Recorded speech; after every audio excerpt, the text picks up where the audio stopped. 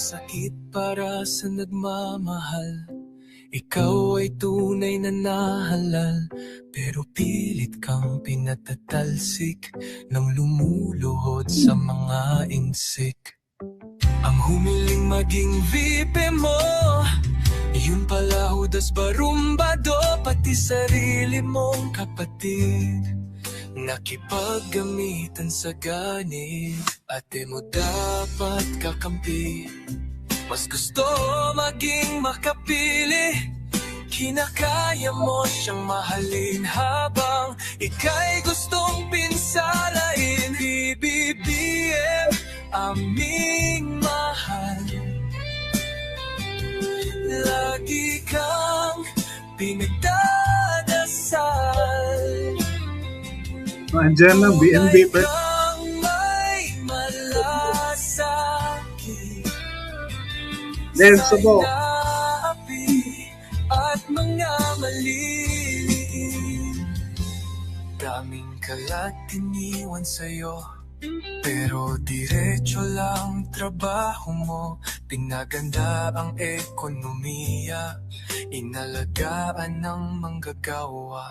Pinasara ang pogo sa wakas, na kay demonyo lumakas. Droga sinusupo, walang patay, di tulad ng kanilang tatay.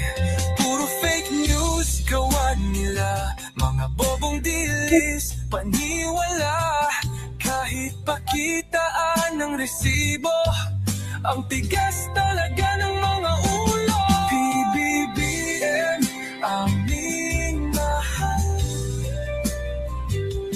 lagi kang pinagdadasal. Tunay kang may malasakit sa inaapi at mga maliliit. Paano mo kinakaya ang lahat? Bigat ng problema binubuhat. Kalaban mo'y may sungay-sunay, sanay sila pumatay. Di ka namin tatalikuran, ngayon at mapakailanman. Ikaw ang bigay ng may kapal sa Pilipinas natin mahal.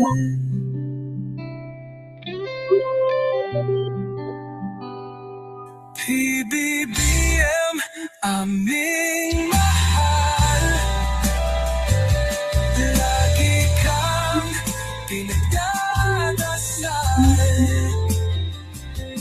Tunay kang may malasakit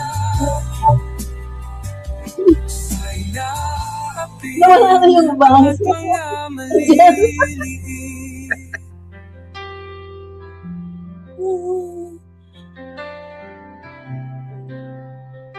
Aguroy.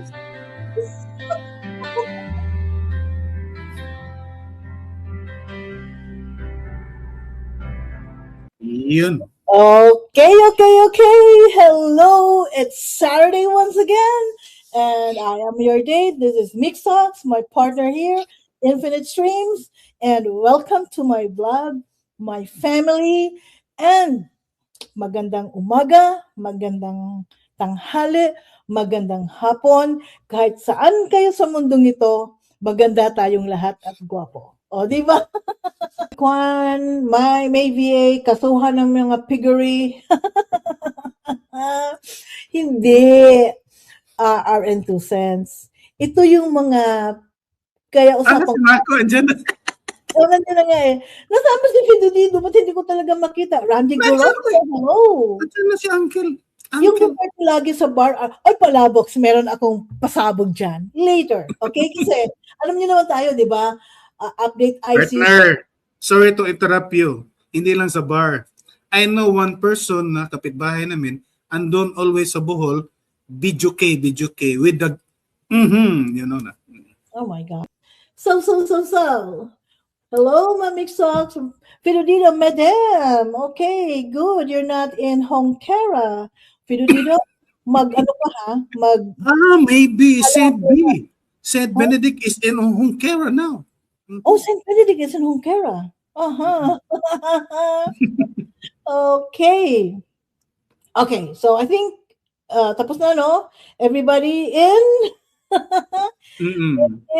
Oh, Ma'am Rosana Turalba, hello. Oh, si Rosana, si Ma'am Rosana. Michael. Yeah, Michael, Mako-chan. Where is Sarah? I haven't seen Sarah. Si Sarah.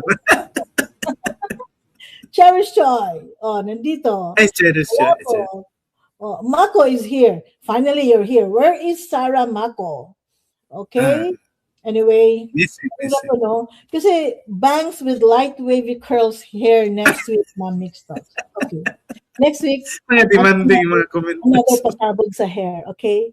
Ay, Yeah. Tesparan. That's my kantahan channel.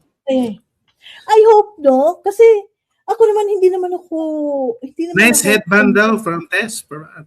Yeah, hindi naman ako bumabata. You know, lahat naman tayo papuntang Thunders, right? So, papunta naman tayo doon. In fact, nandoon na yata ako. At least we groom ourselves. I'm just hoping tayo dito, mga mixed talkers, mga pamilya ko, na, we don't have to get tired. Oy, may request kanina si Maybe, di mo binasa? Request na kayo 100 songs per mixed talks. We don't have to get tired improving ourselves like yung sa bangs, yung ano tayo, tapos sa hair, tapos sa color ng hair, tapos sa clothes, tapos Rebecca Lagmay is here. Ma'am Rebecca, sige, topic na. Kasi dami nating i-topic ngayon. Ano unahin video dito, partner? Unang topic ko is the inauguration. Dyan si Sarah Chen, partner. Oy, Sarah Chen, hello! Iniwan lang ako sa lababo. Iniwan lahat ni Mako sa lababo. Nag-bookingan. Mga vegetables, listen muna ako. Dito kami sa dining table ni Mako. Ako, you're bad. You're bad, You're bad. Okay. Akala ko nag-date ang beautiful couple. Hindi. Yun ang date nila di ba, si Mikael, while watching. Basta wala lang flying plates, ha? No flying plates. Mga plato, ililipat. And then, so with Sarah and Mako, while watching, they cook for their lunch. Yung iba dyan, nagpe-prepare na yan kasi pagkatapos ng live ko, mag-date ng mga yan. Okay? So okay, let's start. Let's start the ball rolling. Okay, number one. Good work of Ma'am. Si Aline Arsenas is here. Wala pa si iShrine, ha? Tingnan mo, nagkahanap. Okay. Si Aline Arsenas, Ginalyn is here. Yeah. Okay, good news. Oh, baka ito naman ay aanuhin na naman ng mga green, no? Baka akuin na naman nila ito. Okay? Alam natin na dito ito nangyayari sa... Uy, nagsumbong na partner. Taga-templado nagkape si Mako. Oh, really? Okay. So, sige, start partner. Ito hindi naman natin kasi I don't know if vloggers are already showing this, okay? So, PWH Secretary ang ating buting Governor Edgar. Hold on. See? Oh, yan, the bridge. This is the Kamalani-Yugan Bridge in the north. Kaya yan.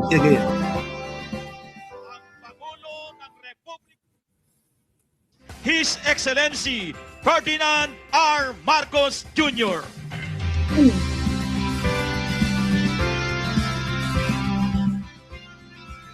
The favorite of Sarah, the monoblock chef.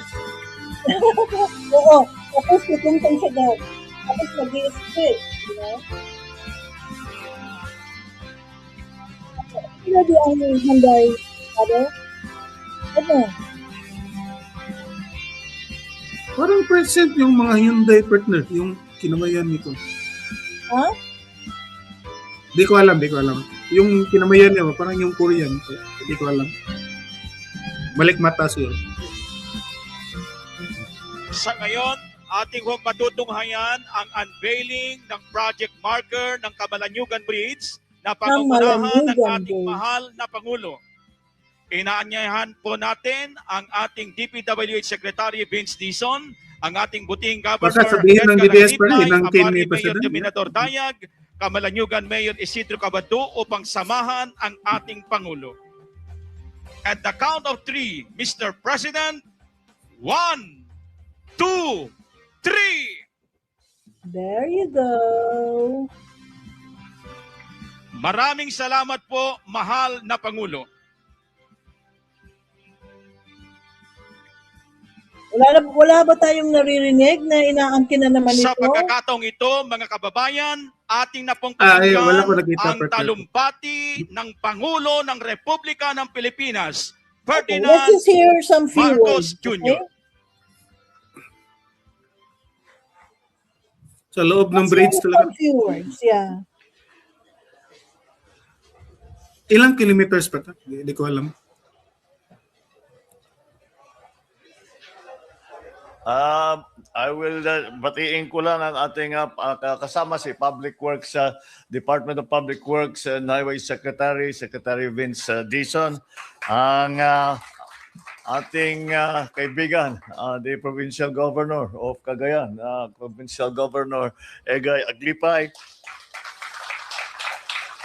the Kamalanyugan Municipal Mayor Isidro Cabado. I remember that we were together here in inspection natin. Apari Municipal Mayor Dominador Dayag. All the other chief executives that are here present. Two Workers kilometer in plus. government, distinguished guests, ladies Two and kilometer. gentlemen, na imbag nga bigat yung amin apo. Oh, yes, ibag na bigat. Malim sa Matagal atin. na ngayon, Hapon. ito magandang araw. Kahit na umuulan, magandang araw pa rin ito. Dahil nabuksan na natin itong napakaganda na tulay. I think this will serve as a model for many of the other bridge projects that we will be seeing around Okay. Yan ang ano natin ngayon. Maraming projects yung mga bridges na yan na sinimulan nung start ng kanyang pamumuno. So ngayon, after this, maghintay-hintay na lang tayo kung saan na naman siya pupunta para mag-inaugurate ng bridge. Di ba? Kasi hindi naman siya ura-urada eh. Sila sabay-sabay kasi ng Pangulo lahat ng mga projects. Tinututukan niya agriculture, tinututukan niya ang health.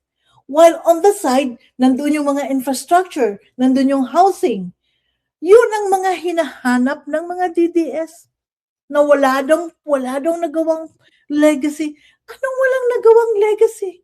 Pero kahit naman ngayon, kahit naman nag-inaugurate na yan ng mga bridge, isa lang ito sa mga natapos, sasabihin pa rin nila, walang nagawa si President Marcos. And remember this, kaya gusto nilang gawin ngayon yung ganyang narrative because February is fast approaching. And alam niyo naman kung anong meron sa February. Magkaisa na, kumakanta na si Infinite. Pero hindi naman yan ang kanta natin, di ba? Okay, let's hear. country. At nakakatuwa dahil napakalaking bagay ang paglagay ng ganitong klaseng tulay dahil as all of you here are well aware, it cuts the travel time imbis na umiikot na napakalayo para tumawid ay nandito na yung ating Kamalanyugan Bridge. So I congratulate the Public Works for their very good work here. And to see that everything was completed on time and on budget, and despite all of the the bridges. other issues that we are having. That is right, Ma'am Tess. Isa lang ito sa mga bridges na ngayon ay may opening ceremony from our president. Isa lang ito. Okay? To deal with, patuloy pa rin ang kanilang naging trabaho at kaya naman nakarating na ang araw na ito na binuksan natin ang Kamalanyugan Bridge. And as I said, pag nakita galit na si Ma'am Jo partner. ito lang Gob Egay. Kapag nakita ng lahat ng ibang gobernador ito, sasabihin bakit kami wala kaming ganyan. yung kapitbahay mo sa Isabela nagtatampo na dahil bakit lahat daw yung tulay mo mabilis natapos. Sabi ko masigasig si Gov. Egay kaya't nagkaganyan. But it is a very very fine day and I'm very Boss happy B, that we are able to once and for all Boss B. open this bridge. We came to inspect it Meron din a dito few natin. weeks ago. I thought akala ko kumpleto na nung nakita natin dahil ganito na ang itsura. Ngunit ngayon ang official opening. And when will it be open to traffic? Today. Oh, Today. Tama. Okay. So very good. Congratulations everyone. And I am sure na itong tuloy na ito, ako'y nakakasiguro na ang tuloy na ito, magbabago ang ekonomiya sa magkabila ng tulay na ito. Nabubuksan, maraming mabubuksan. And this will give many opportunities for mga in the surrounding areas, pabibigyan ng mga opportunities for new jobs, for new businesses. And I'm sure that you will feel the effects, the economic effects in a very, very, very short time. So congratulations everyone and what a wonderful day. We are opening the Kamanyugan Beach. Just take nila kaday kaya amin ako. Oh, ang bilis naman Ilocano si President amin apo. Okay. So, anyway, that's one of the projects that nasimulan ng presidente way back. Tapos ngayon, magbubukas na. Okay?